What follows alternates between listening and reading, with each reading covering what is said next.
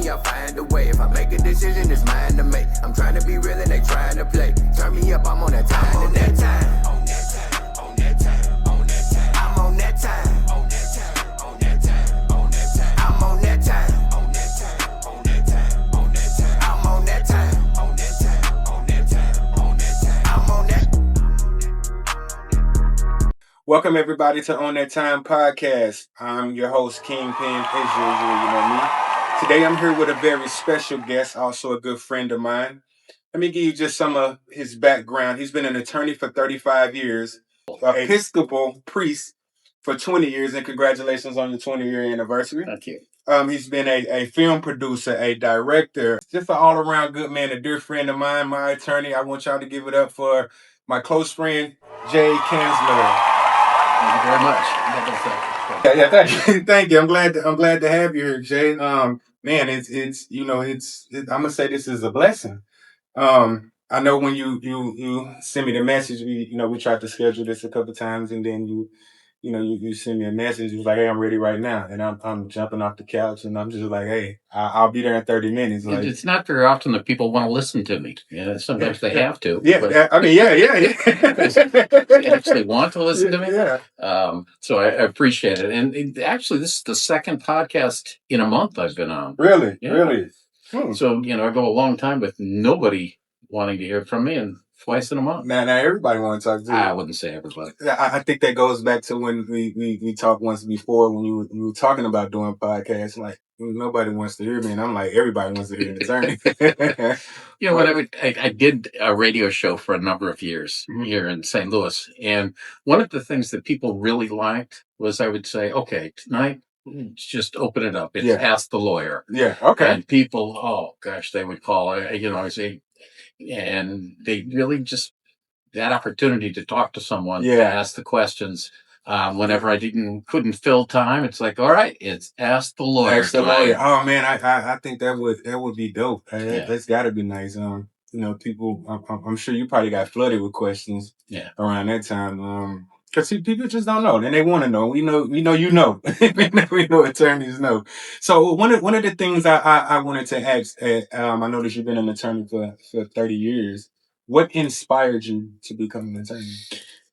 It's interesting. I grew up at a time when Perry Mason had just kind of finished up the show, and it was in reruns. So I watched Perry Mason all the time. I watched L.A. Law, which was really big at the time. Yeah.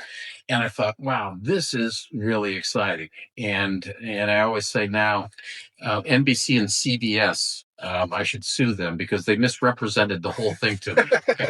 LA Law, they would take a case from beginning to end in 50 minutes. Really? The client walks in, they solve the problem, they go to trial. And, the truth is, being a lawyer is not quite as exciting as the mega show on TV. No, listen, I am very glad I became a lawyer because I've been able to help people. I've been able to make a good living, but it is not everything that people think it's cracked up to be. I always thought that was one of the things I grew up. I'm like, I'm gonna be a lawyer. You're young, you have all these ideas of what you want to be, and I wanted to be a lawyer. I never thought I have to use a lawyer, but that's pretty exciting. So, truly, I was getting ready to graduate from college. We were on a break in one of the classes. I'm looking at the bulletin board. It says LSATs. That's the law school admission test. Oh, really? And I thought, I can take that. And I took it, and I did fine. I took it a second time. I did much better. And so I said, well, I'll apply. And I sent out a few applications, and there wasn't something, there were no lawyers in my family. So we didn't kind of follow in the footsteps. And I'm glad to say my kids did not follow in my footsteps. My brother did. That's not often you hear that. I was just going to be like, either second generation, third generation lawyer. So no attorneys in the family at all. No. Just you. My father was the first one on his side of the family to ever go to college. And on my mother's side, there was some college, but it was just not, it was not something that I was destined to be. Oh, okay. I didn't quite know what I wanted to be. Really? Yeah. So what were some of your ideas of things you thought about you wanted to be? I wanted to be a baseball player. Really? Yeah. Did you play? I did. I loved playing baseball. Yeah. And, and then I thought I was going to college for business. I started off as a psychology major, like everybody in the 70s, early 80s. And then I went in, at the time in the 80s, Donald Trump was big with his book, and business and Wall Street and all of that. And that's probably where I thought I was headed, just some kind of business job until I took the law school admission test. So was you one of them people that always thought, look, I'm gonna be whatever I want to be. I can be whatever I want to be. I always wanted to be too many things at the same time. that's me now. Yeah, exactly. And I think there's something good about that. Mm. And then sometimes I think there's, sometimes the cons outweigh the pros. Yeah. Listen, we need dreams all the time. Yeah. We need to keep doing what we want to do. We need to have something that energizes us to get out of bed each and every day, even if it's something collateral to what we're doing. Even if it's not our job, maybe it's our hobby, maybe it's our faith, maybe it's our relationships. So having those things to kind of excite you, that's important. I've done a lot of different things. Sometimes people say you need to pick one and concentrate, and I said no. No, Yeah. I mean, at this point, it's too late. Yeah. I think it's never too late, Jay.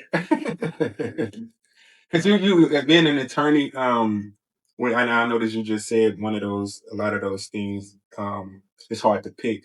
Because that makes me think, is that why you got into films and directing and producing films? Being an attorney it wasn't enough. Well, yeah, it wasn't enough. It was a great living. When you talk about being an attorney, I ended up going into a firm that was, a big law firm. Mm-hmm. And as a young associate in a big law firm, it's not uncommon to find yourself in a big room filled with documents and you just pour over documents all day long. Again, I was glad that I became a lawyer, but there was just something else. I think a lot of lawyers also will go into other areas because they're used to telling stories. They're used to writing. Okay. For me, I would go to lunch with my friends and I'd say, I want to do a documentary film. And I want to do a documentary film on this. And I want to do a documentary film on this. And it got to the point where they're like, Jay, why don't you stop talking about it? Why don't you do something about it? Well, I'll get around to it.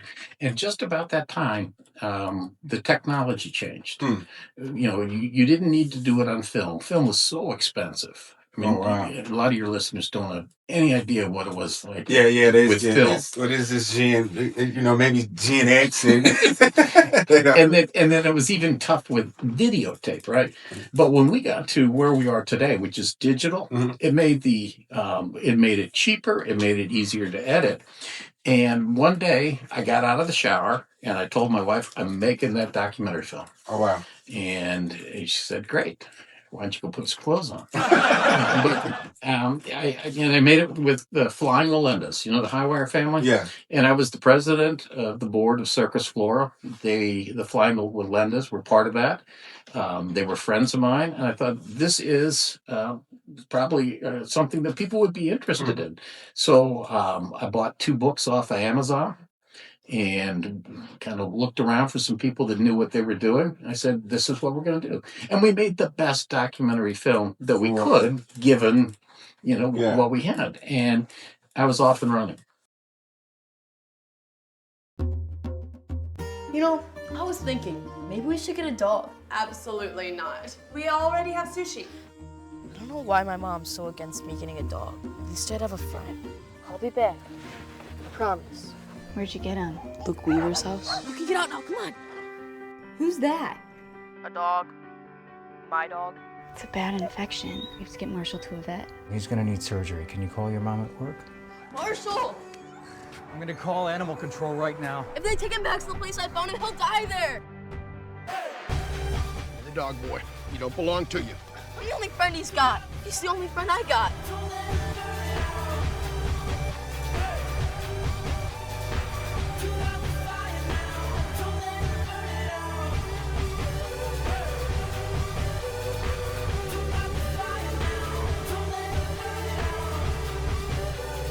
easy when things are going good, but it's when things are going really bad, that's when you need to fight through it.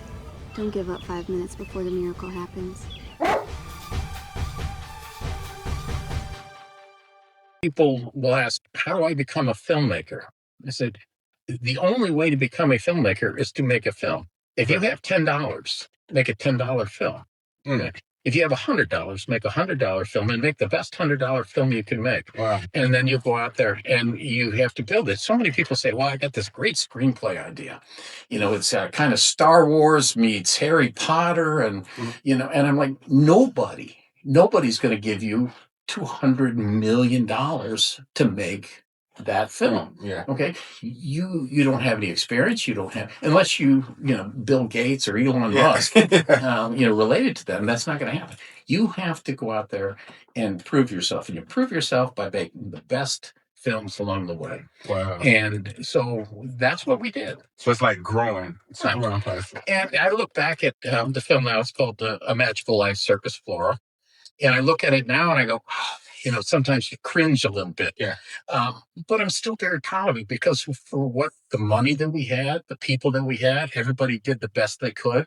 And it won awards, you know, at local film festivals and so on. And it's been on TV.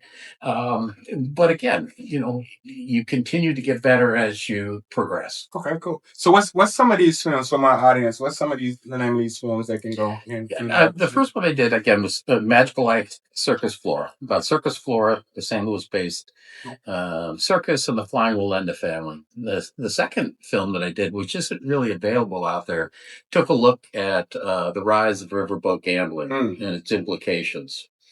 And then I made a film that kind of catapulted me into a whole different world, and that was the world of comedy. Comedy, okay. And so I've met so many comedians.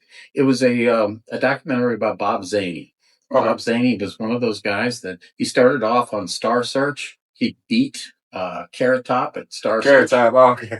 But then he, you know, he's moving along, and then all of a sudden people are passing him, right? He's almost there. You know, David Spade is, you know, kind of passing him. He's booking David Spade in his club, but David Spade goes on to do great things. All these guys were doing great things. It was called Close But No Cigar. Yeah, yeah. It's, you know, and we took a look at what does it mean? What is success? Yeah. What does it mean to be successful? What does it mean to be famous? And is that really success? Is success more about just doing what you are really passionate about and being able to do that? Some people, a lot of the comedians talk about, they said, I really knew I'd made it when I didn't have to have a day job anymore, when I could go out. Now, I wasn't rich, but I was, you know, out on the road and I was making a living from my comedy. So do you think that's how most people view success, is the financial side of it versus setting your mind to doing something and completing it, seeing it all the way through and being successful? Or do you just think majority of the people just like, it has to have the money, the finances? Listen, I've never really let money drive much of my decision making. Now, I'm not poor, and maybe it's easy to say that if you're not poor or struggling, but on the other hand, it's never made me all that happy.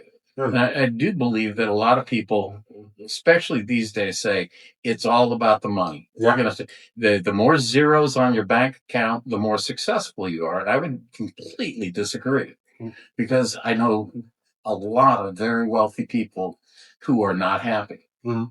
And so to me, success can be seen, you put aside the monetary aspect, look at the impact that those people have had on their lives.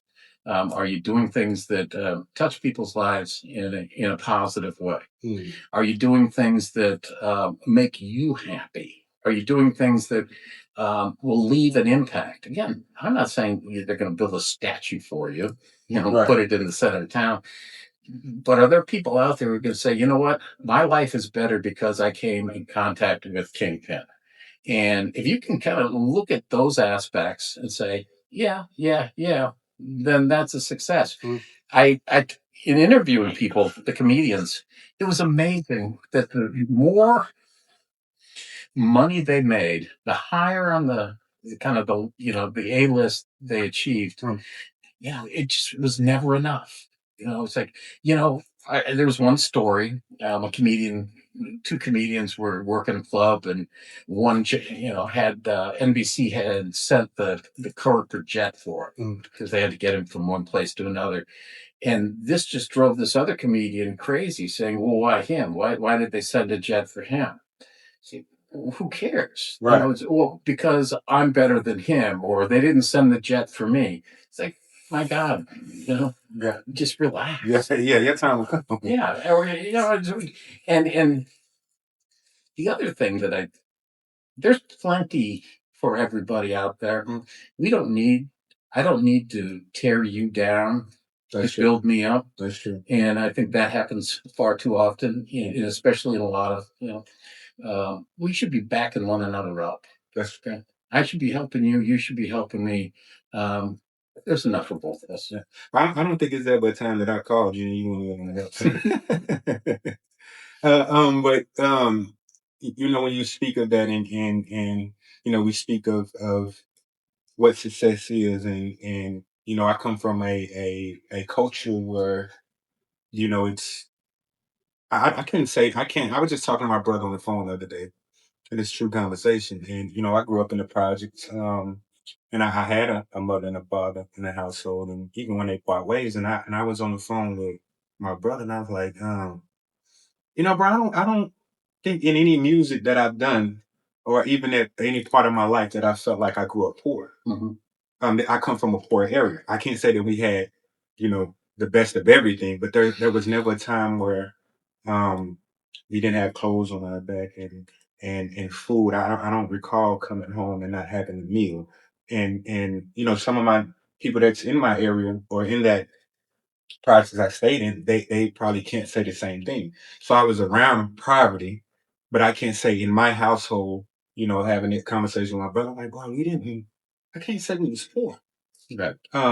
We pretty much got everything we wanted. We probably, if I wanted new shoes, a new Nikes, I probably didn't get Nikes. I probably got a good fresh pair of Spaldings, but and I had a grandmother. I had two grandmothers. I had my grandmother on my dad's side, and my grandmother on my mom's side, and you can go to grandma's, and I got one grandma that's gonna buy me Walmart shoes, but I'm gonna get them shoes. I got the other one that's gonna buy me Nikes, but and so I say all that to say that but there are poverty in areas and where a lot of people dream big, and what would you say to those people that have those dreams, but like, oh, I have to have the money to do that. I don't have the finances, because one of the things I noticed you said, if you got $10, do a $10 movie. You got $100, do $100 movie. So what words would you give those people? Because I think that was the best words, but I mean, if there's anything else, what would you say to those people? Don't worry so much about the money. And again, that's easy to say, because, and I think it's great the way you kind of describe growing up. There's what we want and there's what we need, right? I was probably middle class. I grew up in a town of 400 people up in New Hampshire, and we didn't have a lot, but we had what we needed, right? And so, concentrate on those things that you need, and then what you want then becomes the dream. The money part of it, there are ways to find resources to do things. For example, in the film world, you say you want to go out and do a film. There are lots of places around town here that help young filmmakers. There are lots of people that would reach out and say, be a part of this. For example, in the film community, again, this could be the music community, this could be the business community, it could be any community, but in the film community, it was kind of like, just be there. Okay. If somebody needs a hand on a film, just be there. Okay. Loot boxes, be a stand-in, do whatever, because you're making connections, you're learning the business, and then, you're working your way up. And that's the way you're not going to, Spielberg's not going to knock on your door and say, hey, I just happen to be in the neighborhood. Right. I'm making a new Star Wars film. Well, Spielberg, I've never seen a Star Wars movie. Really? Not one. I don't think. You know what? I'm not even gonna laugh at you about that. I don't think I've ever watched one that I can think of. My mind races so much, and I was finna get it confused with Star Trek. Yeah. So But my point is, they're going not. down. Spielberg's not coming to get you. No, nobody's coming to get you. And so, but when we talk about people that are overnight successes, what I have seen in film and comedy, in radio and television, an overnight success usually means 10 to 15 years of paying your dues. And then all of a sudden people say, wow, overnight success. Yeah. No. Yeah. It was not. Yeah. It was not an overnight success. Yeah. Those stories are wonderful. Yeah. But they're 1 in 200 million. Yeah, and I'm sure it happens, but that was a good thing you said, because one of my biggest things was networking. Even my whole life, I wanted to be a rapper. Like, I wanted to be in entertainment, not be in music, and one of the things I noticed you said is be there. Hey, if you can move a box, move a box. Mm-hmm. I know when I first started working with Tony, when I signed with Tony, I didn't come in here looking for $1 million. You know what I mean? Like, when I signed with Tony, I'm like, I ain't looking for $1 million. At that time, I didn't think I cared what it was. You put me in the mix of where I want to be, and I work my way from there. Right. You network, of course, and I was able to do a lot with Tony and meet a lot of great people, such as yourself. Of course, it's crazy because you're probably one of the first people that I met. If y'all don't know, this is my not just my friend, but my attorney as well. And I remember the day you came to Charles, and that's crazy. I tell that story all the time because I had just signed with Tony, and I had legal troubles already, and it was crazy that before I signed with Tony, before I came that court day prior to that, they didn't have the same conversation that they had before you walked in that courtroom. It was like, hey, you don't come here with a lawyer, you're going to jail. And I'm like, dang, I just got my daughter at the time. And I'm like, man. And then when I signed with Tony, he like, hey, don't worry about it. I'm gonna send Jay. And I'm like, okay. I never met Jay. And then here up comes this guy in the courtroom, and it was just your whole persona, the whole way you move. I just felt comfortable when you came in there. It's like, I don't worry about it. And I didn't have to worry about it. Yeah. And one of the things that I do a bunch of criminal work for the public defender's office now. And I love that work because there are lots of folks that are out there that find themselves in legal trouble, maybe don't understand the system, don't have the resources, don't have the experience, and are looking at this system and going, oh my gosh, everything is stacked against me. I have no hope. I have no understanding. And the anxiety and the fear becomes overwhelming. Yeah. And the ability to work with those folks and say, listen, what you did is not going to define you forever. We're going to get through this. Mm-hmm. We're going to work through this. There may be consequences depending on what it was that they did. There may be, but we'll get through this. And everybody should have somebody that can be that person, walk in and say, let me have your hand. We're good. We're going to take care of this. Yeah. That alone is a blessing. And again, on camera, I have to thank you because you're always a phone call away. Even if it's just a talk, you always a phone call away, and you definitely was able to get me through situations, and never once did I feel like you were judging me. Like, I always got that friend vibe from you, and I guess that's why what was that 10 years ago, and 10 years later we still talking. So that's the thing. So how do you how do you multitask those things at the time when you were being an attorney, and then doing film, and then you have family, and and I know you are probably the coolest friend you met. You can say it on camera. But no, and I know he's the coolest guy. Yeah. And I know Or none. Yeah. And I know you how do you balance those things, work life, movie? And oftentimes not well. Not well. Yeah, I mean, and not always. I mean, sometimes you have to make time. You have to prioritize. You know, I don't play golf. I love playing golf, but you know, I don't have that 5 hours, you know, on a Saturday to go ahead and play golf. You're not gonna just make it happen like Tony. He's just gonna make time. If that's what you want, that's fine. But if these are the other things that I wanted to do, and so I didn't have that time. Sometimes I had to kind of reassess and step away from certain things. For example, I had the radio show. I did a radio show for 4 years.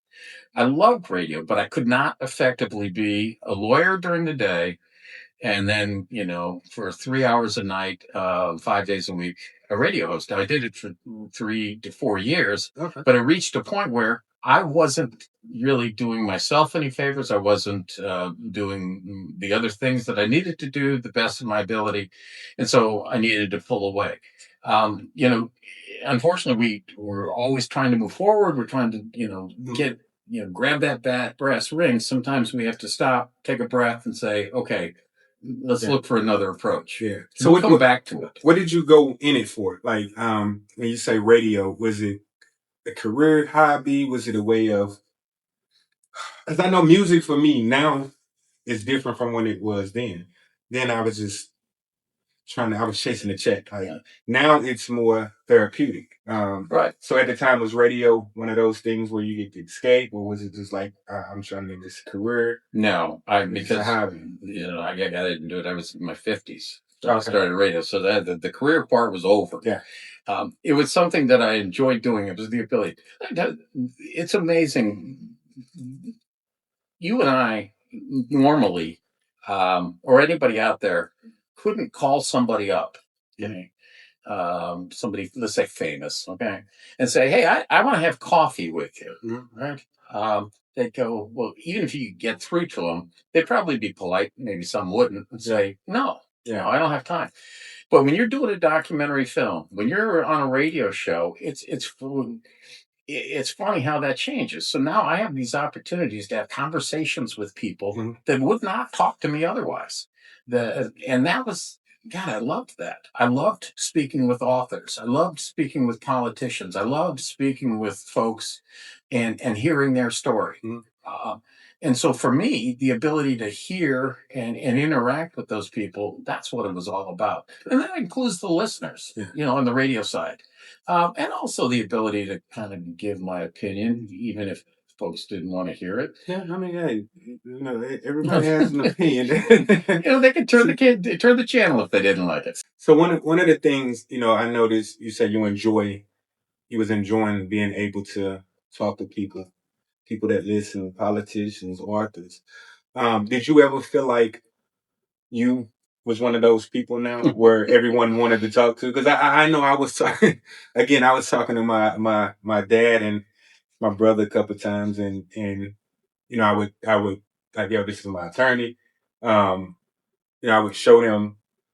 You know, he made movies. I remember being in the car at Walgreens one time, and I was listening to your radio show, and I had my kids in the room, and I think Tony was on at that time, and all of a sudden my name come across the, the radio, and my son was bugging out like, "Yo, they just said your name on the radio," and I was like, "Yeah."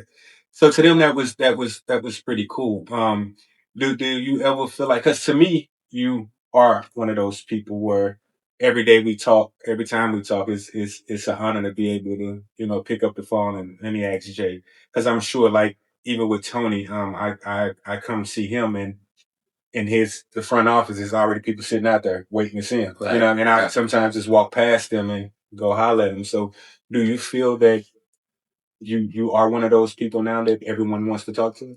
People want to talk to me for certain things. There is the ministry side. I have people that, you know, want to talk to me about things going on in their life. The legal side, absolutely. But going back to the media side, the television and the radio, it kind of really started. There was a time when, people really wanted to talk, and that was during the Ferguson arrest. Yeah. And I represented the businesses up and down the street of Ferguson, and most of them, almost all of them, that were first or second generation immigrant businesses. And so their English wasn't great, and their stores are being looted and burned, and they're kind of stuck in the middle of everything that's going on. And I became the de facto spokesperson for those folks.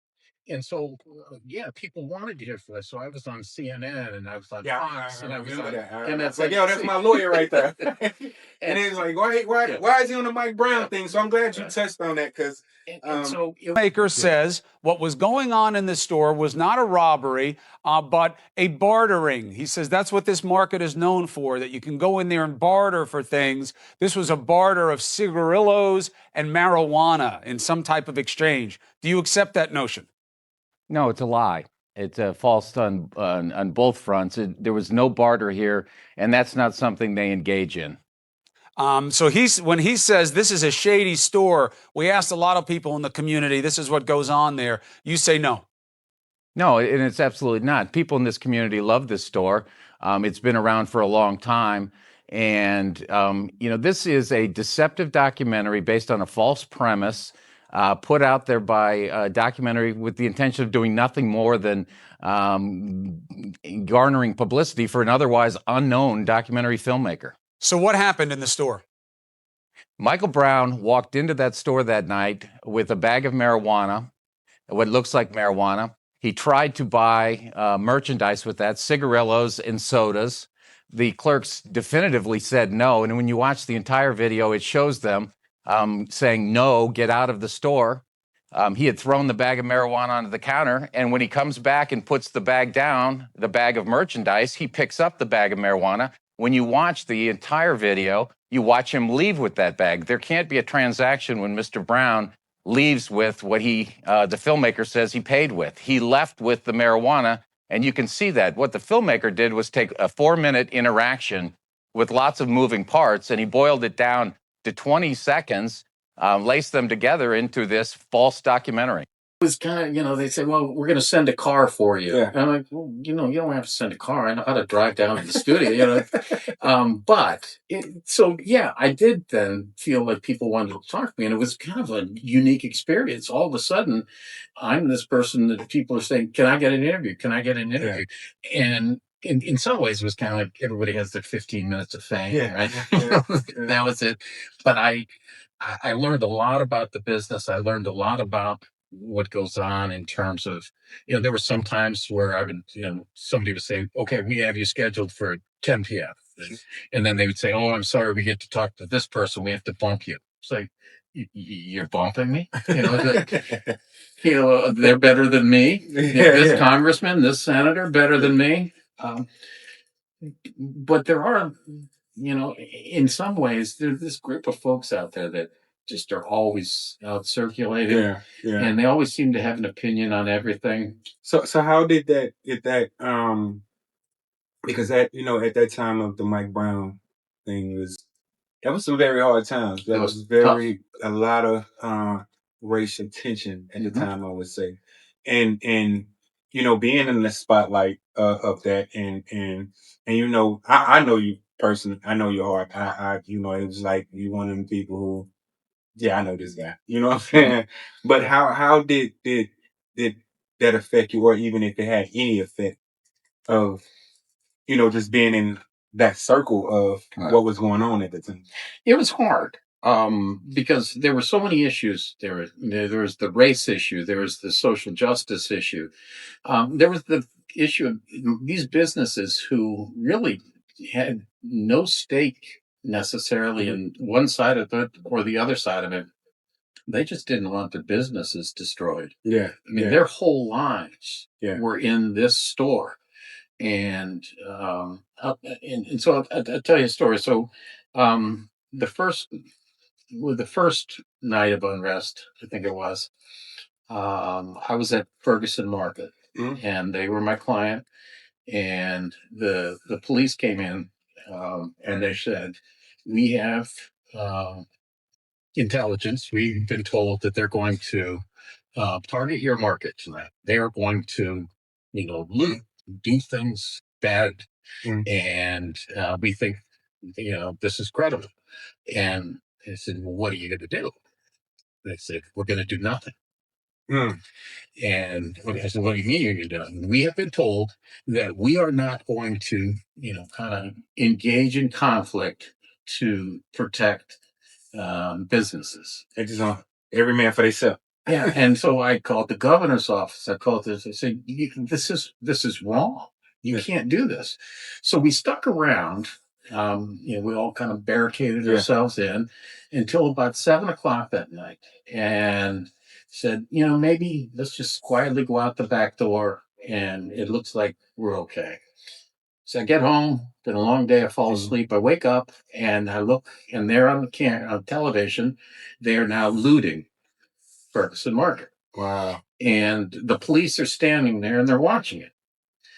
And so I drive up there. I go up to the Captain Johnson. And I said, look at my phone. This guy right here is taking the cash register out of the store. You need to do something. We're not going to do anything. I said, okay, then we're going to do it. And so my clients, me, and a couple of people then went up there, stood in front of the store and said, that's it. Okay, no more. Yeah. And you've taken everything you're going to take. Jay, front line. You've taken everything that you're going to take. It's done. And we had a few people walk up and just said, no, it ain't going to happen. And then a few of the folks out there said, you know what? Yeah, this is right. And so, the people, even some of the protesters then lined up and said, okay, enough's enough. And I have a friend that I think I worked at Ferguson Market at that time. I think I know the owner. I don't want to say his name because he owns more than one location. He actually owns one in Maryland Heights. If we're talking about the same person that's on TC, right across the street from where I live at. Good guy. So at the time, So and when I heard about that, because I think I had a friend in there at the time, that was all that was going on. So to hear that you front line, because I remember talking to him, and he was like, man, bro, I don't, this is getting crazy. It was crazy. And so, but what's crazier is that I felt bad for the police. They're all lined up. There's like 100 of them lined up on the street. Yeah. They were told not to engage. That's contrary to everything they believe. They're there to protect. Yeah. But they weren't allowed to. Yeah. And then you have the protesters who were out there wanting to make their point about what had happened. But then you had others that simply wanted to take advantage of the situation. And just for the viewers and for people to understand that at that time it wasn't because I remember you had to put a sign in Tony's window here. It had to either be a Black Lives Matter sign or something to let you know, like, hey, because I don't think that people didn't care what they were terrorizing. They didn't have time to check and see what race you was when they was doing what they was doing. So I'm glad you spoke on that, and that's a serious thing to have to stand, because it was pretty bad at that time. Yeah. So to see you out there front lining, and this is a market that also that the community market that people use in the community. And the whole thing, it was the center. And again, without going into the details of it, they ended up being thrust into the limelight just because Michael Brown started that day at the Ferguson Market. And I think that's what pulled you in. Right. When I first seen it, on CNN in the documentary, that's what pulled you in. But then the second one, so then kind of things go away. And they're going to take the whole issue of whether or not the officers should be charged to the grand jury. And people are really starting to get tense again because they're afraid it's going to happen. And it did. It did happen again. But leading up to that, so some folks from the Justice Department reach out to me and they say, listen, we don't want you and your clients, because there were some folks with my clients in the first one, they were out front with AR-15 saying, listen, but they said, we don't want that this time. Okay. We're going to take care of you. And I was sitting on the milk crates with some folks from the Department of Justice and my clients, and they said, we're going to take care of you. We got it. You don't know. We got the FBI infiltrating, and everything's going to be fine. So you guys don't do it again. We don't want that. And so I thought, okay. And so I go home again. My clients go home again. I wake up again on the couch, and this time they're burning things. Yeah, yeah. And This was when they decided not to indict Okay, the officer, and so the unrest broke out again. And this time, it was bigger. Yeah, and it was worse. Yeah, yeah. And the fire started, and I picked up my phone, and I left I got the collar on, and now, but at the time, a 4-letter word laced tirade to the Justice Department saying, you lying SOBs, you did nothing. You just pulled us away and then did nothing to stop what was going to happen. Wow. And that's how, once again, and that was really, really tough because, it was tough. Yeah, that was some history making times. That people would be talking to their children's children about coming up. And me not being from St. Louis, looking at her around those times and just seeing that what was going on. Is I think I still have some actual footage from that riot. That I don't know if you were aware of J.L. King, but he was this author. Um, award-winning author, was very known back in the days. Oprah Winfrey Show. Did so. He wanted to do a song, him and Tony, in relation to what was going on. It was called "Passing by My Window." I hated the song.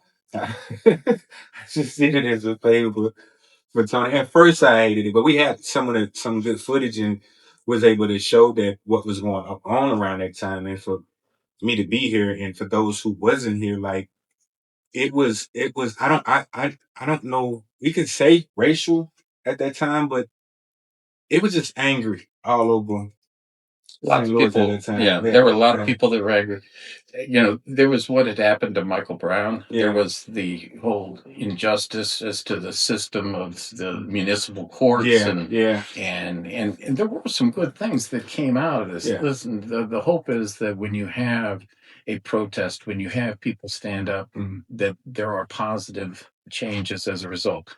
I absolutely am opposed to violence. I'm absolutely opposed to burning stores down. Yeah. But getting out and making your voice heard, and then hoping that there was some change. And there were some positive things that came out of what happened at Ferguson. Not nearly enough. Right after it all happened, there were so many promises made. Oh, we're going to do this. We're going to build up that. We're going to invest money here. We're going to change the system.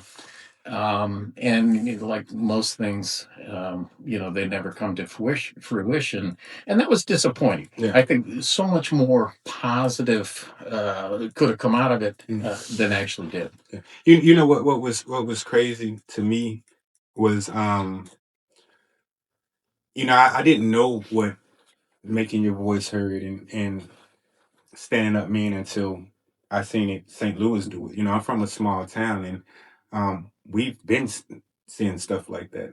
We've been seeing, I think of a guy we call G Unit, and it was. I ain't gonna say it was normal, but it was one of those things that when it happened in a small town, we don't know what to do until you've seen the people step up. You got to think when I was coming up, I was federally indicted for 5 grams of crack cocaine. And in today's world, with the new laws that came out, that would probably be a a misdemeanor right now. And I look back on it. I was just having a conversation. I'm like, man, I had a 3-count federal indictment for the sale of 5 grams of crack cocaine that literally destroyed my life had I allowed it to happen. You know what I mean? And so now I'm in the process now of trying to get a pardon, because it's like laws have changed so much now that shouldn't happen. I know people who did 10-year sentence. Yes. I had a 30-month sentence in federal prison for 5 grams of crack cocaine. And unfortunately, back in those days, the way the sentencing laws were and the way the laws were written for people of color, typically Black African American, crack cocaine was kind of the way. But if you were to look on the other side, the powder cocaine, which happened to be the choice of Caucasians, rich man's high, right? they were not receiving the same charges, the same sentences, and thus the inordinate number of people of color that ended up in federal prisons back in the 80s and 90s. Yeah, that's crazy. So, where do you think it's at now with because then you had, like you said, crack cocaine was like that was the ultimate of, you know, powder cocaine. And you get a slap on the wrist. Well, it's just that when you start talking about the size, you know, the amount of cocaine in a gram, you know, a gram of crack versus, you know, a gram of cocaine. And they look at that in federal systems. They look at how much cocaine in this crack. You know what I mean? And again, that's just one of those things that that still bothers me to this day. That's still one of those things for my personal stuff I want to pursue and be able to get that out from over my head, because you have a federal case, a federal conviction is you know that's you probably gotta get a pardon through the governor, president, or whatever. But you know they indicted with like 34 of us at that time. Wow, young people. If you have $1 million, you probably get a pardon. Yeah, $1 million. Yeah. These days. Yeah, probably so.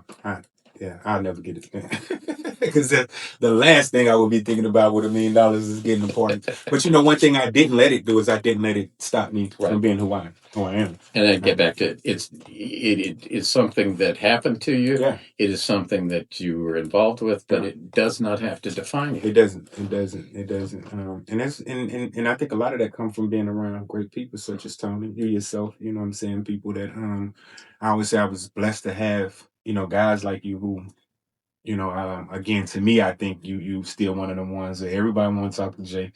You know what I mean? Tony, everybody wants to talk to Tony, but to be in a situation where I can just like, you know, call your phone or send you a text and be able to reach out is again is a blessing to me. But you know, just moving forward, do you think that the laws are worse now when you have like meth and all these other drugs that they bring in? Do you think like crack cocaine and cocaine is like bottom of the totem pole? So, just kind of a disclaimer. So, I was an alcoholic and an addict, and I quit using and drinking 35 years ago. Wow. Longer than that. When people say, you know, do you miss it or that's too bad? Man, I had a good run. It was a short run. Right. It was a good run. I say that sarcastically. It was, you know, I was misusing substances. But I do now, as a result of that, have an understanding of what it is to say when people say, well, just quit or just stop or it's their own fault. And I said, yes, maybe, no. If I could change one thing in the world, that, you know, say, if you had one wish, what would it be? And I say, well, it'd probably be world peace, but that'd be one. 1A would be we would get rid of meth. Yeah. Meth is, if you grew up down in the boot heel, you remember what it was like. It's a horrible, horrible drug. Yeah. And now fentanyl is there as well. Yeah. And so the ability of these drugs to ruin lives is, I just can't overstate it. It is so bad out there, and I see it so often. And unfortunately, what you get is somebody gets hooked on these drugs, and I rarely see crack cocaine anymore. Yeah, it's all meth. Yeah, it's all meth. You know, it's crazy because when I was going through my situation with my federal case, and I was locked up with guys that was locked up for meth, and I'm like, what's meth? Because it just wasn't a thing, and it was a thing in the boot hill, but it wasn't a thing in the black community at first. You know what I mean? It was, and again, you know, Missouri at one point was the meth capital. Yeah. Southern Missouri. Yeah, and I didn't know that at the time because again, in the black culture, it wasn't a thing. But outside of that, it was a thing, and now it's like when I started learning about it, I'm like, so you mean to tell me, you know, we the place for meth, and I didn't know that, and now it's everywhere. Right. Well, now it's all coming in from Mexico. Yeah. And then the fentanyl, most of it comes in from China, not Venezuela. Venezuela. It does not come in from Venezuela. And again, so people, unfortunately, you end up hooked. And then so you need money, you steal to use, and then you use, and it's a vicious circle. And I try to explain to people that um, we don't need to put more resources into more prisons, more jails, more enforcement. Yes, we need all of that. There are times. But really, what we need to do is we need to put those resources into rehab. We need to put those resources into educating people in this. People say, well, it's their own fault. They should just quit. And I try to say, if you can imagine waking up in the morning or, just before you go to bed in the morning because you've been up all night, um, and every nerve in your body, every fiber of your being is saying, I need a fix. I need a fix. I need a fix. You can't think of anything other than that. Yeah. Well, you are going to then act accordingly. Yeah. Okay. And no matter how many times I bless them or pray for them, no matter how many times I tell them to don't do it, that's not going to help. Yeah. They need treatment. They need resources. And if we really want to address the problems of drugs in the community, it's got to be a multi-pronged approach. We would another pastor friend of mine who walked in North St. Louis on Friday and Saturday evenings in communities where there's a lot of homeless, a lot of addiction, a lot of violence. And unfortunately, we would find people, and once in a while, we find people say, man, take me somewhere, do something for me. There's nowhere to go at midnight with someone. You say, well, we'll come back.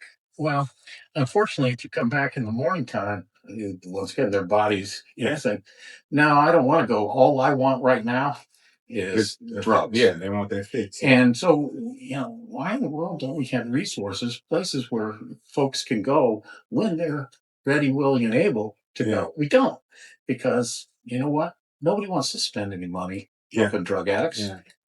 And because they're not getting no money out of it. Right. That's sad. Drug addicts don't vote, and there's no money to be made of. Yeah, that's sad but true. And maybe that's why a lot of resources is building jails and prisons, and because they, you're definitely getting some money out of jails and prisons. But yeah, I never looked at it like that. To be putting more resources in treatment and helping people. I've never had an addiction. So I can't, but I've seen people with them. I can't, I can't stand weed all the time. You know what I mean? So, it's not to say that I can't get an addiction. And let me be clear to say that, people, when I try to arrange for someone to get treatment, and that's, as a lawyer, I spend as much time trying to find treatment for people and mental health resources for people as I do trying to get them off the charges. People do have a responsibility. We are responsible for our actions. But if I take someone and I, kind of set them up, and they choose to ignore that, they choose to go back out again, well, you know what? There is some responsibility there, and I've done what I can. Yeah. But to simply say, go back out on the street, and don't use without anything else, that'll fail every single time because they just can't do it. Give them the opportunity to be responsible, and that requires some resources, rehab, some social change. Yeah. I mean, I couldn't imagine. I've seen people that were addicts, and coming up and knowing some, and I think in today's world you have to educate yourself on what is an addict, because oftentimes you see people struggling with this and we judge them quickly, instead of trying to understand like this demon that they fight. We remove ourselves. Oh, that person is a drug addict. Oh, is this, and until it hits home, until it's close to it. So I definitely think that's the thing of you made a good point of need more resources. One of the positive things about the opioid crisis was that it hit closer to home for a lot of those people that make decisions, that are in a position to change resources. So when even rich people, white people, suburban people were finding themselves addicted to opioids because it was available. They just prescribed it for everything, and then all of a sudden, these people got hooked. Yeah. Then all of a sudden, the attention was turned to it. I wish we could have that same attention to the drugs that are affecting, lower income and poverty-stricken neighborhoods disproportionately. We don't have that. Unfortunately, Yeah. depending on who it is that's getting the resources, they may or may not be available. Yeah, yeah, and in a lot of areas they really not. Again, I always speak for smaller areas. Like you don't have in smaller towns they benefit more from just locking you up, addicts and all, than they would to give you treatment. That's where a lot of their revenue come from. Is jail. So we don't really want you off drugs. We really don't want you to stop selling drugs. We just want to be able to keep catching. So it's and that's crazy, but it's true. And I was talking to Tony one time, and that was because I've always been tried to be a active person in my community, regardless on what my background come from. Because nowadays I always look at things like you, in the eyes of a lot of people, you can't change. There's no such thing as changing. But I always try to think of ways of how can I help my community, because there's so many resources in St. Louis. I think that's what I like about this place. It's almost like you could be whatever you want to be in St. Louis if you move right and you think things through and there's some things about yourself you have to let go, or you're not gonna ever get nowhere in life. But that was a thing of mine. Is it's so much that I've seen up here and learned. So many people that I've met up here that I got to figure out how to get these resources and things back to these small towns. My population is 5,000-6,000 people in Charles. You've been down there. It's 5,000-6,000 people down there. So our resources is limited. Judges not and prosecutors not always giving you a chance for rehabilitation. You're going to jail. Right. And part of that is an attitude. Yeah. But part of that is, as you said, a lack of resources. Yes. I have to work very hard when I'm working with my public defender clients to find resources, even in St. Louis. Okay, it's not like there's just beds available. It's not like there are, counselors available, jobs available, housing available for everyone. It's not there. You have to work very, very hard to find it. You go into areas like you're talking about, the smaller communities, and they just don't exist. It's not a matter of having to work hard to find it. It's not there. It won't be found. Yeah, that's crazy. So how often do you? I've never heard an attorney say that. Like, I have to go find resources or help for my client. I don't know if it's. I just never heard. I don't know if it's just the cool guy you are. You know what I'm saying? Or does that is that on attorneys that have to go find? I think there's a group of attorneys. So I'm talking about attorneys that I work with. I'm a special public defender. That is, so I'm a private attorney, but I take cases, and I'll have anywhere from 50, 60, 70 cases. And because the public defender's office is so overwhelmed and overloaded, and they do great work. Let me tell you, when people say to me, I am a public defender, but I want to go out and I want to get a private attorney. Why? These folks that do work at the public defender's office are so good, and they work so hard. Yes, they're overwhelmed, and you're getting them for free. Okay, so there's this perception. There are a lot of great private attorneys out there, but I'll match a lot of the public defenders up with all of it. So those folks, in order for them to accomplish their work, the public defender's office, they have to be committed to the entire person.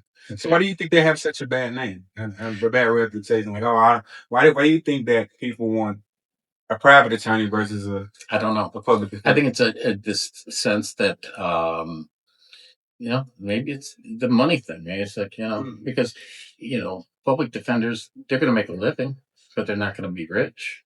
Yeah. You'll see some of these high-priced criminal lawyers, and and it's like, well, they're rich, they must be good. Not necessarily. So, I will say that I know that public defenders are overworked, so they probably they'd love to be more attentive. They'd love to talk to their clients more often, and there is this perception that they're just trying to move files, Move on, yeah. move files. Yeah. And Get you a plea. yeah, and again, I just don't see it. It's contrary to my experience, and I've been doing these cases with these offices all around the state for 10 years. Yeah. But getting back to finish up on that point. So if you want to help people, so if I've got a case in, I can look at it and typically, it's often I get a case and, it'll be, they've done it on video. Okay. They've left DNA, they've left the fingerprint, and then they went in an interview and they admitted to doing it. And so now I have this case and so what are we going to do? We only have limited options here. I can usually get somebody probation. When I'm talking about drug cases. Yeah. The first time drug cases, I can get them probation. But I am setting them up to fail unless I do something about the reason that they're in the first place. Right. If I just get them probation and say, see you later, they will be back in the system in a few months because all they have done is, going back out. They're going to get out. They don't have a job. They typically don't have a solid social safety net, a network of people willing to help. They're going to go back to where they were before. That is the people they know, and they're going to start using. And if they start using, they're going to start stealing, and they're going to come back, and then they're headed off to prison. Yeah. My job is to say, rather than just get you probation, why don't we set you up with a program, some kind of resources that, then you can do what you need to do to stay clean. Now, oftentimes it doesn't work. Yeah. Okay. Listen, sometimes people have to fail three times. Yeah. And unfortunately, sometimes they never get it. Yeah. Yeah. But it's critical. Otherwise, it's just this merry-go-round. Yeah, and that's crazy because I know we talked a couple times, and with where I come from, and without saying a name, I think I reached out to you about a certain situation that was going on around that when all these young guys got these indictments, and I remember you was furious, like I don't want them to take probation, but and that's the, and I was just explaining to you like, Jay, this is what they do. They give you these bogus indictments. And they know a lot of people don't have, and I'm sure it goes on everywhere in the cities too, but I know in small towns it's like, we were talking to you and you was looking at this case, you was like, what is this? Why is this case? Why is they charged? Yeah, why is they charged this case? And I was like, Jay, that's just what goes on. And then they stick these guys in jail where they know their families can't make bond, and then they offer them probation, and these guys gonna take it to get out of jail. I mean, I caught an indictment before I got picked up on my federal indictment. I caught a state indictment, and I got picked up on the indictment. And of course, I had a paid attorney. Shout out to my father and my peoples. I was able to get a paid attorney. And when I looked at the evidence, I never made the transaction. I was indicted, but I never made the transaction. And on the camera, the guy asked me for the drugs, and I got a bag of drugs in my hand. But I see my mama coming out the door. So I tell him, meet me down the street. And by that time, somebody else had caught him and sold him the dope. But I never sold him the drugs. And I was indicted for it. It's just unfortunately that I ended up beating the case, but at that time I had, it was this turmoil. I got a federal indictment, I got a attempted murder charge, I got a state indictment, so I got all these charges, and the feds come pick me up. So now I got to fight these charges, and I remember looking at the video, and I was charged with distribution, and I never sold the dope. Yeah, because it has to be a transaction. I have to get money, you have to get drugs, and that never happened. But it just makes you think that for those who in jail and people who've never been to jail before that want to go home, they're not looking at their evidence, and they don't have an attorney, so they're gonna snatch the first thing they get, and they can get out. I have that conversation with folks all the time, and we just don't make a decision that's going to impact the rest of your life so you can get out a few weeks early. Yes, yes. Once again, easy for a fat old white man to say, right? Who's not in jail. Yeah. And it's tougher to hear, but it is the truth because you don't have to take this. Okay. There are other opportunities, but they're like, no, you know what? I want to go home. I want to go home. Yeah, yeah. When you got me probation, I'll plead guilty. Let me out of here. No, don't. But at the end of the day, as an attorney, it's not my call. No, I'll have. But you be passionate about it, though, Jay. Like, but people say, well, I present an offer to somebody and let's say, what would you do? So that's impossible for me to say. That's impossible. I can tell you probabilities. I can tell you options. I can tell you the facts. But for me to say what I would do, that's not really fair because I don't have to go to jail if I choose this one. I don't have to risk, prison time.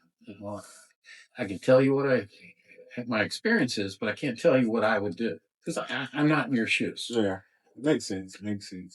That's. So, what would you say what are signs for a good attorney? And I would say that is because I don't know if it was just your character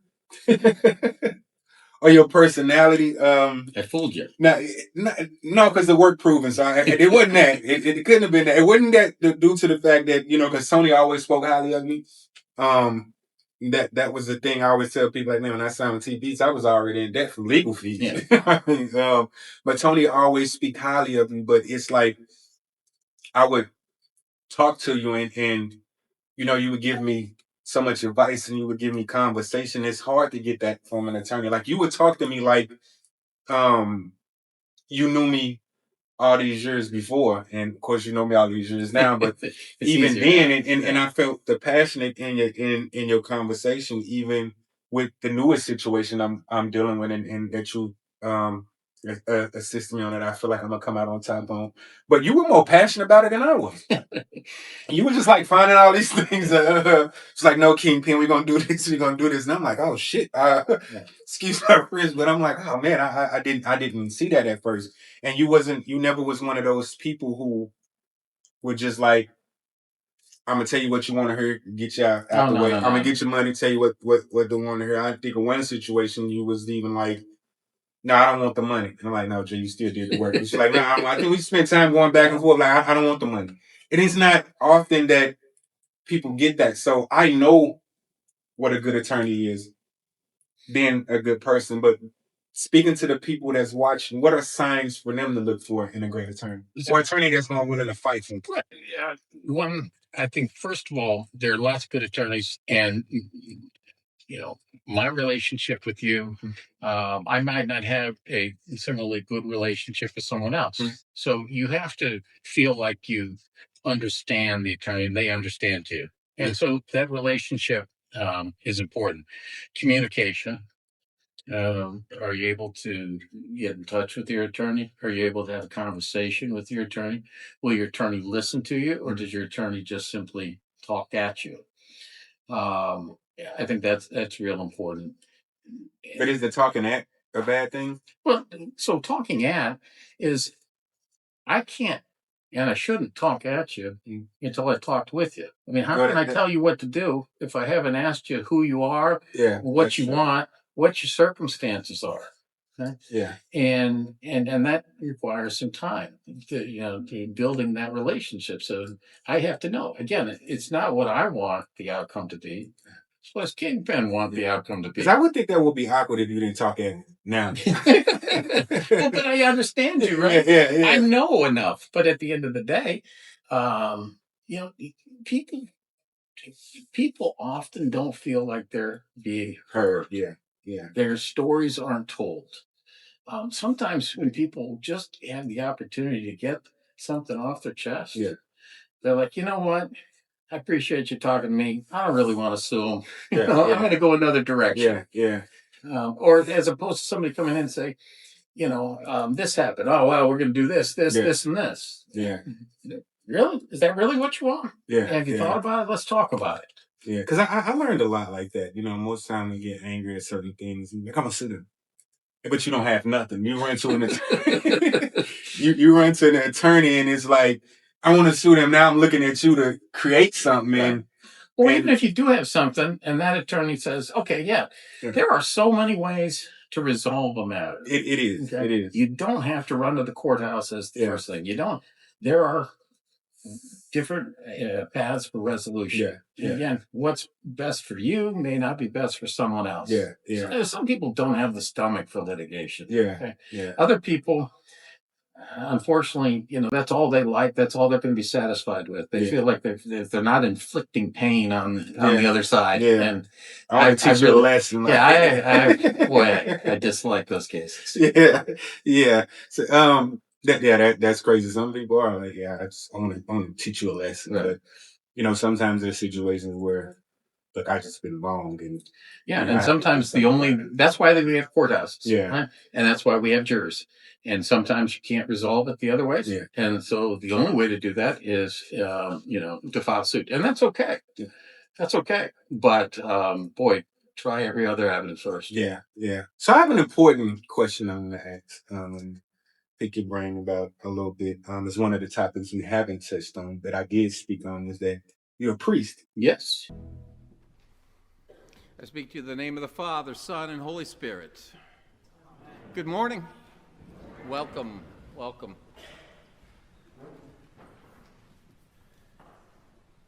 As I was preparing for today and I saw that it was All Saints' Day and this passage from Luke, I got to tell you, I got giddy. Okay? Really, I could preach on this every Sunday because for me, this is how we follow Christ. It is how we must follow Christ. There are no alternatives. There are no shortcuts. There are no apps. What would you tell someone who's in that struggle with, I'm this way, but I want to come over to God. I want to come closer to God. Like, what would be your words to that person? So over the last 20 years, my view of that has changed, I'd say a lot. I'm an Episcopal priest. That's a denomination of Christianity. We're priests, but not a Catholic priest. We can be married. We have female priests. And we tend to be, we're not a very orthodox. We're not like some of the other churches that are more judgmental. We tend to be, Yeah. Now, that doesn't mean we don't have to stand for things, but for those that are trying to find God, trying to kind of find something that is missing in their lives, and I can understand it. Let me tell you the first thing. Us guys in the collars, we're not smarter than you. Because I don't think people see your collar. Yeah. We're not smarter than you. We are not, we don't have a direct line to God any different than you do. And I think that's, so people are afraid. Oh, I don't deserve this. Everybody has a line to God. And I encourage people to find the approach that suits them. If you come to my church and we do everything from a book pretty much, we say certain words and come to Church of England and we sing certain songs, and that works for me. You may go to one of the kind of the bigger churches where they got the band on stage they're kind of go, not my thing, right? But good for them. And they got lots of young people in their audience, and that's good. So find what works. They all, it's not one size fits all. And then last but not least, if you find a church that's judging others, go somewhere else. Yeah, that's because sooner or later they end up judging you. Yeah, we just talked about that on my last show, and one thing I wanted to say is crazy is because when I first met you, I didn't know you was a priest, and then when I think we were talking one time and you told me you was a priest, or maybe I read it. It was something I found out, and it was what made me hard to believe is because you didn't judge. Like you was still calling me Kingpin. You know what I'm saying? And not saying that you was a person that judged, but nowadays when you hear about church and preachers and I've been through that where it's like come as you are, but you're being judged. And it's never a thing of look, I'm not perfect. I'll tell anybody that I'm not a perfect No, I'm person. not. But I'm perfect enough to want to do something different. Right. Come in, and that's all it takes. Yeah. I mean, in my opinion, we have, I don't even preach out of the Old Testament anymore. Because there you had a God who was smiting and smoting and killing people, and everyone was angry. And then we get the New Testament, and all of a sudden the New Testament said, "Here are the most important commandments: love God and love your neighbor as yourself, and everything else will take care of itself." And it is really that simple. Unfortunately, too much of religion is about controlling people or power. Yeah. Okay. And not about doing the gospel, which is loving your neighbor. I mean, that's all Jesus talks about. Okay. Jesus doesn't talk about, gay marriage. Jesus doesn't talk about divorce. Jesus talks about these people over here need help. What are you doing to help them? And that's where some religions just get off course. Yeah. If you're loving everybody the same, then we don't have a hierarchy. We don't have a power structure. We don't have. And again, I don't think of myself as any better than any member of my congregation.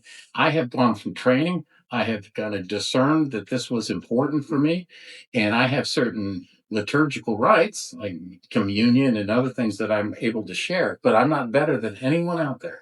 Wow. Period. That's I gotta give you a round of applause for that. That's dope hearing that. Because I mean it is, and I know y'all held to a higher standard when it comes to Yeah, I had a to lot stop of things. going to the east side. Yeah, to the east side. yeah, you can't get caught on the east side. Yeah, I know y'all are, and even with speaking of like it's certain things I feel like we can't even you can't as a priest have a conversation about.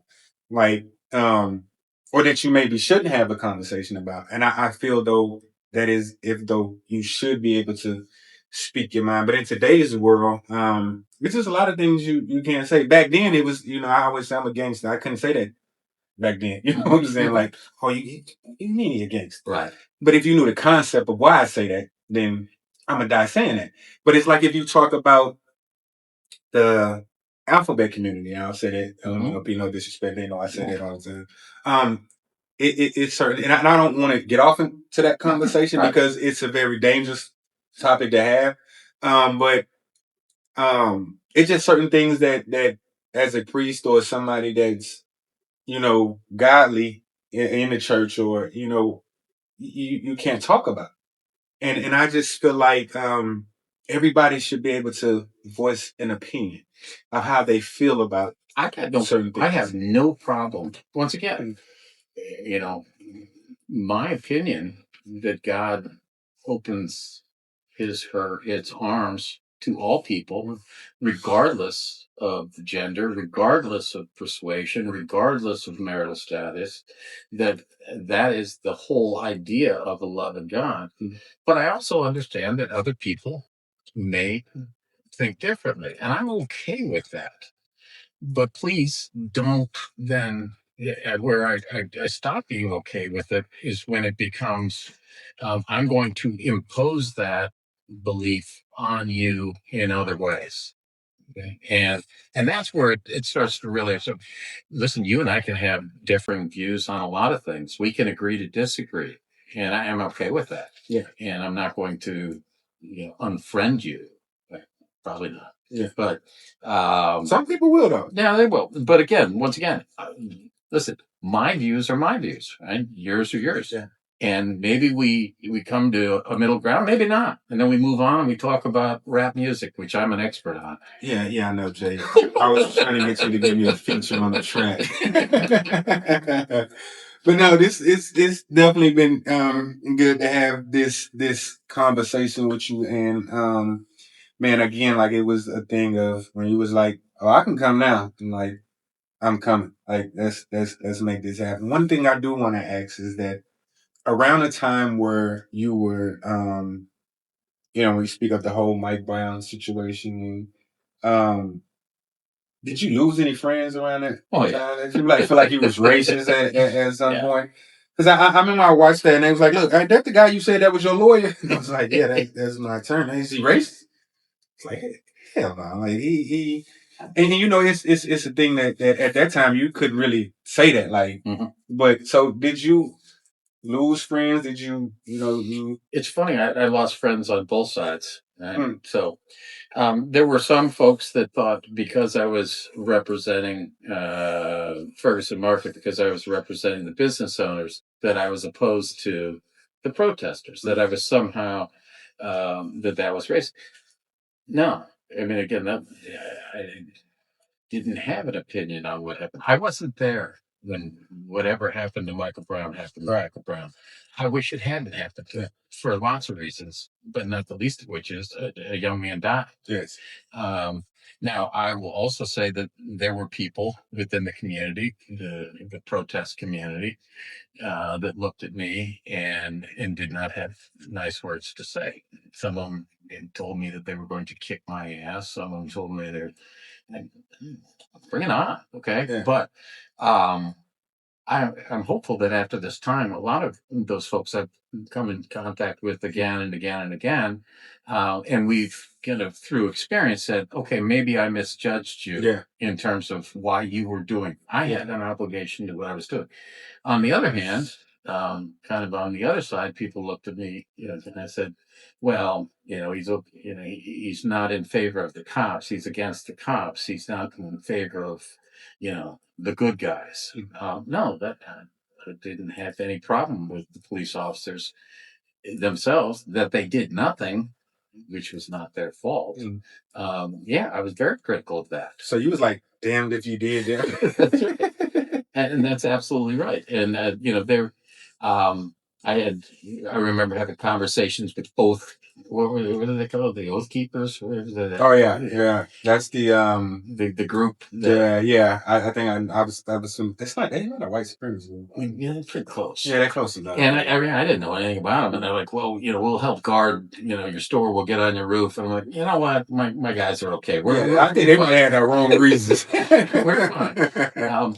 I had lots of late night meetings in back alleys and with protesters and leaders and trying to kind of work through, not the big issue, but the other issues. And, sometimes it worked, sometimes it didn't. But people on both sides, and I don't care. Yeah. And that's okay. If I said something, that hurt your feelings, I'm sorry, let's talk about it. I didn't do it intentionally. But if you don't like that I was vigilant about representing my clients, if you don't like that I thought that this was important that we not burn down stores, then if you thought it was, you didn't like that I supported the protesters, at one time, in the police as well, I don't care. I don't even think it was hard to realize even when I seen you on the CNN and on the documentary, like I knew you as a person. So I never second guessed it. You know what I'm saying? I just, some people, when you get a chance to know people, probably for those who didn't know you to see you on there, it's like lots of assumptions are made about people just by the way I look at it. If I look at Kingpin and I see his hair and I see his tats and there are certain assumptions that maybe I'm going to make that, and I think, but I know who you are, and that happens in these situations. So we kind of look at people, say we assign roles to them. positions to that, beliefs to that, just by looking at them and where they are in this set of circumstances, and we don't take the time to listen. Yeah, that is true. You know, I think we all do that Of course we do. to some point. Of I course can't we even do. say I can get over here and say, oh yeah, I'm in stereotype dreads. At the time, I had gold teeth tattoos, and I'm probably still is, but I've stereotyped people too. Where I Right. just look at Of him and be course like, we oh, do. he definitely up to no good. And then, Right. and then you have a conversation with him, and it's like, sweetest person you know, coolest person you know. I mean, I get it a lot, but the thing with me is, I'm not afraid to tell you who I am. Mm-hmm. At least I'd rather tell you who I am and where I'm trying to go and what I'm trying to do than for you to have to find out with some. I'm the most loyalist person you'll get to know. Yeah. You know, you got to be loyal to still be around telling. You know what I'm saying? But I rather just you know me for me, because even you as my attorney, the best way you can help me is to know me. Right. To know like, oh shit, you probably did this. You probably went around this wrong. Because I'd say like, oh, you tell me you're a gangster Kingpin, so you know maybe you did, you know, and to know me is to know me, and I'm comfortable with, you know what I mean, the people who I have in my life and in my circle, the people who I've been able to meet. Because to some of the people that I have in my circle, I'm a pretty dope person. I'm a pretty dope person to sit here and have a Jay Kanzler and I enjoy our conversations. in I my enjoy circle. everything we do together. Yes. And we have common friends, and I think Definitely. that in and of itself is, you know, who you hang around with. People also get judged in a town that is so divided by color. We talk about the Delmar divide and so many other things, that they don't have as many opportunities to interact with people that look or are different than them. You know, I would say 75% of my clients are first and second generation immigrants. Okay. So I have lots of people from India, lots of people from the Middle East, people from Russia, people from, kind of the Central American stuff. And so I've had some great opportunities to interact with it. And, you know, more on the Muslim side, the discrimination and kind of the misperception of those folks is really troubling. But I have learned that we have so much more in common than different. Okay. Um, I don't think I've met a terrorist yet. Yeah. A lot of folks that that are followers of Islam. Yeah. But so what? And again, if you know anything about Islam, if you know anything about Judaism, if you know anything about Christianity, about 90% of the tenets of all three of those religions are the same. It's the same God, the Abrahamic God. We differ a little bit on Jesus and some other things, but it's all about, we all, live by the Ten Commandments. We all live by the prophets. We all live according to this same God. Why is it that we attack each other? Because we don't know. We don't know. We don't understand. So you one of them people that I don't care who you believe in, just believe in something. Again, I had every once in a while, we are told what we preach of in the Episcopal Church. Said, this Sunday, here are the readings. And every once in a while it comes up, it says, there's a reading from John that says, if you do not believe in Jesus, then you're going to hell. Okay. And that's kind of bad. And I always kind of talk about it. I said, I don't believe that. Okay. I don't believe that because I have, friends that don't believe in Jesus. Maybe they're Jewish. Maybe they're Muslims. Or maybe, as my best friend is, he just doesn't believe in God. And they're oftentimes better people than me. So I can't believe in a God that's going to say, all you good people, okay, Right. because you don't buy into Jesus as your Lord and Savior, will burn in eternal hell. I just can't buy into it. Yeah. Now, again, people do, but that's what I'm saying. It's just so be a good person. Yeah. Okay. It Love one starts another. with what's in you. Yeah. Yeah. Because I'm scared to read the Bible. I mean, I am. I say that all the time. I'm a big believer in God. Yeah. And I always say that I'm a believer in God because of things I've been through. It's got to be somebody in the higher power. Oh, absolutely. Yeah, and I grew up in church. My grandmother had me in church all the time. I just chose a different path. But um, I'm a firm believer in God. I pray.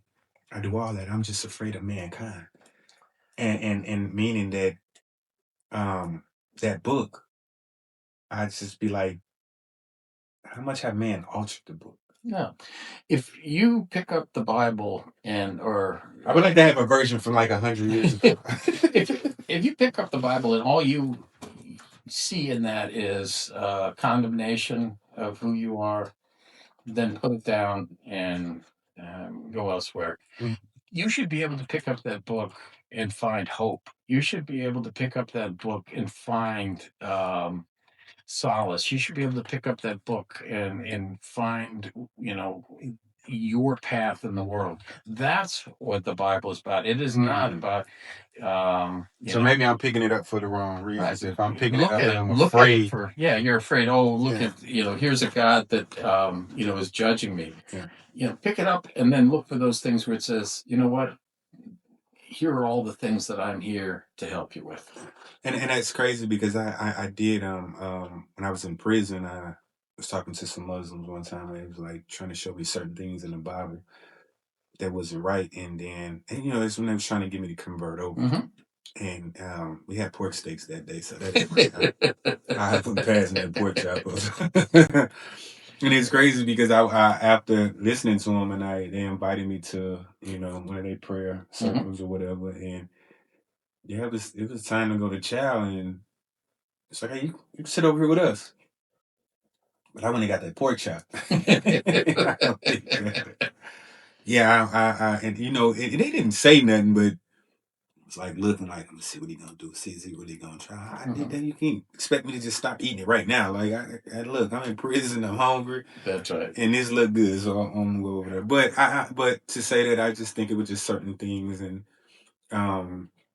that maybe I probably conditioned myself to believe and been told or showed that had me like scared of that book. But you made some really good sense when you said, what are you picking it up for, basically? What do again? You don't have to be guilty. Okay. Move on. Yeah. And you keep talking about wanting to do something else, move forward. And again, I'm not talking about from bad to good, but and I think we're all on this path. We're all not where we're going to end up. We're all moving in a direction. So I would say read the Bible, looking for that new direction in all your affairs. Yeah, because I got friends, I got partners who big on the Bible, and we come from some of the same backgrounds, and we all have our pressure. I'm never afraid of talking about what I've been through, because I think that highlights the change, the growth. But I have friends who big on the Bible, and it's like, bro, you got it. You just need to read this book. It's like, oh my God, bro. And I just never really had anybody to, and I've tried. It's just like one of those things where it's the devil. As soon as you pick up this book, it's like I get a headache or something happens. Like, and somebody told me I need to just stop and say, look, I rebuke you, devil. Like, and I don't know, but it's just something that throws me off when I try to read the book, and again, maybe just what I have in my mind when I pick it up. Like, I've read certain things in the book, and I've been told about certain things in the book that I'd be like, man, that's cool. I think it's a cool book, but this is just something that I base my faith off of. I wanna be secure that it's pure, and that's my thing. Is again, I'm afraid of mankind and becoming certain things. Well, and unfortunately, that's where the religion part comes in. Sometimes mankind has, taken religion and used it for bad purposes. But the Word of God, that can't be that can't be molded into bad. It can only be good. Yeah. But I appreciate that. And I don't know you're a good attorney, but you give me good words. Dang, that's a lot to think about. Yeah. But Well, yes, you got some time. yes, but I definitely thank you for taking time out to giving me time today and sitting and talking to me versus me texting and calling you 30,000 times and talking to you over the phone. I respectfully respect your friendship and all that you do for me, even if it's words of encouragement, just talking to me. I always say you're a funny person, though. You get on the phone, and it's just the the energy that you give off is really pure. And I salute you for Thank that. you. Thank you. And likewise. Yeah. I mean, it's a guy like me having a friend with the name Kingpin. Yeah. It gives me so much credit. Yeah. You get a lot of street cred. Because that be a thing I've always that's crazy is because like all my lawyer call me Kingpin. Tony still calls me Kingpin. I don't know, even the politicians that I know, like everybody calls me Kingpin, but I think it comes from learning me. Mm-hmm. I'm not a person that's trying to go out and take over the world and flood the world with narcotics and be this person. Because I always feel like you can, and I have had some people that didn't want to work with me because of the name Kingpin in my community, and I was like, I'm not changing that, because maybe I can change the way people look at it. I mean, I'm not flooding the streets with drugs and guns, and even when I use the term gangster, they're like, oh, I'm a gangster. Oh, but it's not, you know what I'm saying? Like, I don't look at it like that. I just think a gangster to me, I always say is somebody who stands on who they are, that take care of their family, that, love people, want to see people win. Is not afraid to get out there and help people and be somebody that's active in their community. A gangster to me is somebody that's not afraid to step up. It doesn't always have to be a bad thing, a bad person in a bad way. I'm not trying to do. I'm I'm past that. So that's my thing. And again, I just want to thank you for your friendship and again thanking you for even being here and giving us these words that you gave me. Well, thank you. Yeah, do appreciate it. Yeah, so if you got anything for me, because if you don't have anything for me, I think now when I go home, I'm gonna think of all these things that I could have asked, even more things that. Well, you know more about me than most people do now. Yeah, I know a lot about you, man. That's open with people. Yeah, I know a lot about you, so I definitely have to extend and definitely want to invite you back on. One of the biggest things I want you here, Tony here. I think are two of the coolest people that's in my circle. It's so funny. I love Tony. I started off knowing Tony's younger brother. Oh, really? And Tony and I used to be on opposite sides of the spectrum. Really? And yeah, I can see that being. But that has changed. Yeah. Dramatically. I've gone way over to his side. Yeah. But Tony's a good person. Yeah, and so it's even when we differed on certain things, we just had this great time talking. Yeah. And I love to hear people tell me their points of view, especially when they're respectful. Yeah. You got. Tony's never going to tell you you're an idiot for thinking different. No, he not. He. I think y'all pretty much remind me a lot alike each other when it comes to speaking, because y'all don't hold back. And I always say that, like, Jay and Tony is two people that I know that they just ain't gonna hold nothing back. You're gonna tell it how it is, and then to know you is to know you. A lot of people are not like that. Tony definitely he's definitely gonna say what he feel, and not hold back. So I have to salute both of y'all for that. I'm learning to be like y'all. Not about me. Just pick the good things. Yeah, just the other good ones. things. Yeah, I'll pick and choose that. But thank you for giving us your time. Thank y'all for tuning in to On That Time podcast with my friend, my attorney, my just a really cool guy, Jay Kanzler. Hopefully I can get him back in here soon one day. I hope you guys learned a lot from him. I hope he was able to educate y'all on a lot of things. It's just so much more. I get to talk to him more than y'all do. So, if I think of something, Jay, what you think about this? But unfortunately, I get y'all can't do that. So I would definitely extend an invite for him to come back out. If there's anything that y'all want me to ask, if you're watching this episode, send it in my DM, send me a text, email me, send it in that On the Time podcast inbox, and I'll sure to invite Jay back on, and maybe we can do a Q&A and just pick his brain for questions. Ask the lawyer. Ask the lawyer, yeah. I think that would be so dope to do. Ask the lawyer. When you said that was pretty cool. So yeah, maybe I could get him on to ask the lawyer. So reach out, let me know. I need it because every time somebody send me a message, a email, or something that pertains to this episode with Jay, I'm going to send it over there to him, and I'm going to say, this is why I need you back on.